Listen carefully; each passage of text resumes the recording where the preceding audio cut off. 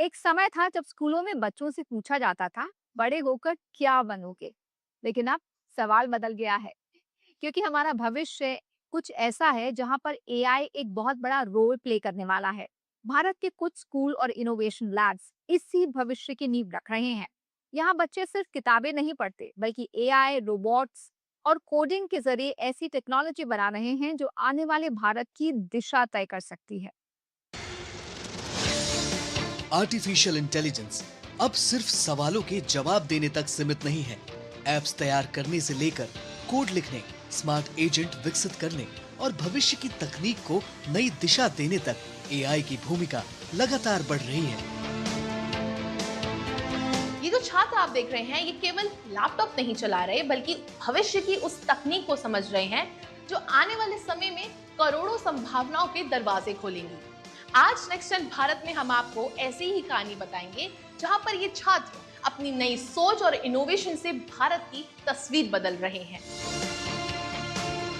अब देश के कई संस्थान छात्रों को शुरुआती स्तर से ही AI, machine learning, data science और कोडिंग की ट्रेनिंग दे रहे हैं।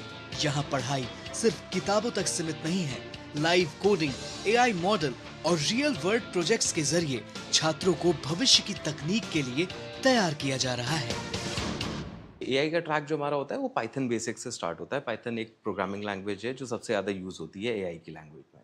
फिर हम उसके बाद पाइथन बेसिक्स के बाद हम कवर करते हैं कि एआई काम कैसे करता है एग्जैक्टली। जो भी चैट जीपीटी या क्लॉड जेमिनाई जैसे मॉडल्स हम यूज़ करते हैं, तो ये कैसे काम करते हैं, इनका आर्किटेक्चर क्या होता है। हम मिले हमजा से, जो एआई और कोडिंग में अपना भविष्य देख रहे हैं। यहाँ वे सिर्फ प्रोग्रामिंग नहीं, बल्कि एलएलएम्स, एपीआई इंटीग्रेशन और एआई आधारित रियल वर्ल्ड एप्लीकेशन विकसित करना भी सीख रहे हैं। साथ ही उन्हें इंडस्ट्री और इंटरव्यू के लिए भी तैयार किया जा रहा है। पाइथन जो एआई की सबसे बेस्ट लैंग्वेज है एआई बनाने के लिए पाइथन। और हम लोग को बाकी सब एआई से रिलेटेड बताते हैं कि कैसे एलएलएम काम करते हैं, कैसे और सिस्टम्स काम कर रहे हैं, कैसे हम लोग को कैसे एपीआई कनेक्ट करनी है और कहाँ से हम लोग को एपीआई की लेनी है, जनरेट करनी है, परचेज करनी है। एआई अब सिर्फ सॉफ्टवेयर तक सीमित नहीं है। आकाश जैसे युवा इंजीनियरों ने एआई असिस्टेंट रोबोट सोफिया विकसित किया है, जो इंसानों से संवाद करता है, निर्देश समझता है और छात्रों को रोबोटिक्स, एआई, हार्डवेयर व सॉफ्टवेयर का व्यावहारिक प्रशिक्षण देने में मदद करता है।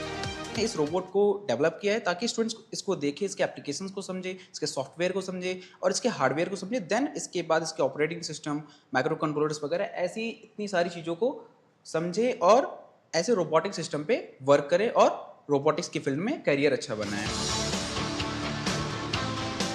आर्टिफिशियल इंटेलिजेंस अब सिर्फ कॉलेजों तक सीमित नहीं है। इसकी शुरुआत स्कूलों से ही हो रही है। देश की इनोवेशन लैब में बच्चे कम उम्र से ही कोडिंग, रोबोटिक्स, एआई, वीआर और स्टेम तकनीकों को प्रैक्टिकल तरीके से सीख रहे हैं। मकसद सिर्फ तकनीक सीखना नहीं, बल्कि भविष्य के इनोवेटर्स तैयार करना है। Our belief is that if we are able to train these young mind at a grassroots level, जहाँ पे ये बोलते हैं कि आपकी दिमाग भी आपका 20-30 ईयर तक बेस्ट ग्रो करता है, and where we are providing industry relevant skill to these young mind। हम मिले अद्वैत द्विवेदी से, जो कम उम्र में ही लेजर डिफेंस सिस्टम का प्रोटोटाइप विकसित कर रहे हैं। एआई और सेंसर आधारित यह मॉडल संभावित खतरों की पहचान कर उन्हें लेजर तकनीक से निष्क्रिय करने की अवधारणा पर आधारित है। ऐसे प्रोजेक्ट बच्चों को रक्षा तकनीक, इलेक्ट्रॉनिक्स और एआई के व्यवहारिक उपयोग से परिचित करा रहे हैं। मुझे एआई में बहुत इंटरेस्ट है। मैं ये सारे प्रोजेक्ट्स अभी से बना रहा हूँ क्योंकि मुझे फ्यूचर में कुछ बड़ा करना है और इसमें मुझे सिर्फ मेरा स्कूल ही नहीं, मेरा स्कूल और उसमें जो क्लासेस हैं रोबोटिक्स एंड एआई की, वो बहुत हेल्प कर रही हैं। इनमें सिर्फ बुक्स की लर्निंग नहीं, प्रैक्टिकल लर्निंग भी होती है। ये है स्वास्तिका, जो एआई आधारित हैंड्स जेस्चर रिकॉग्निशन सिस्टम विकसित कर रही हैं। इसकी मदद से सिर्फ हाथों के इशारों से कंप्यूटर को कमांड दी जा सकती है। ऐसी तकनीकें भविष्य में दिव्यांगों, वरिष्ठ नागरिकों और टच फ्री कंप्यूटिंग के लिए बेहद उपयोगी साबित हो सकती हैं। I have innovated this gesture hand movement through like LED. Like this shows the gestures from hand. This one is for brightness, another one is for light. Like one closes eyes and other like this, and this controls the brightness on total. So like we have used Arduino UNO, breadboard, jumper wires, LEDs, and we have connected it and write the code there, so that works.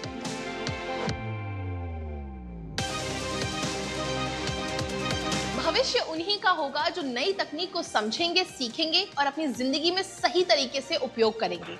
आज ये बच्चे केवल अपने सपनों को नहीं बल्कि विकसित भारत के भविष्य को आकार दे रही हैं। और यही है नेक्स्ट जेन भारत, जहां शिक्षा का मतलब केवल किताब नहीं बल्कि नवाचार, प्रयोग और नई सोच होता है।